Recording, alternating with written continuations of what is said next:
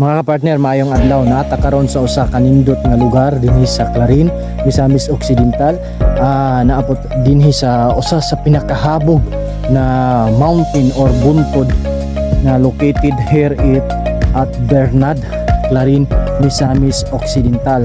So makita niyo sa akong kalikurang bahin, no, nga mga nagfags, nagabon, no, kanindot sa nga lugar, no, sa beauty, sa wonders dinhi.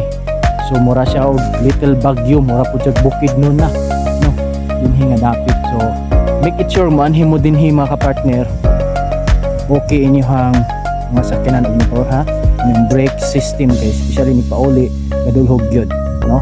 So dapat hinay lang, amping permi, no, di lang magdali-dali, hinay-hinay lang gid kung maanhin mo dinhi. So putiging ninduta dinhi mga kapartner, no, maka-relax gyud kaayo kining lugar, ha. So mo ni mga kapartner, no, nindot kaayo ang view, hamugaway kay ang view. So na anong makita, no, so sa ka lugar nga maanindot jud kaayo, lami dinhi mag-camping, no, nindot kay dinhi.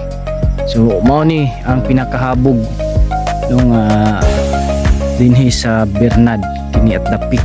I am the peak, so pinakahabog. So nga dapita makita nato ang mga lugar na di uban ka dinha, kana makita nyo dinha masakop na dinha sa Osami City, ito sa Tangub City, kana di mga bukid, no, kanaw-kanaw jud, puting labliha, puting wow kaayo gyud ang view na atong matagamtaman o masinati while visiting this place at Bernad Mountain.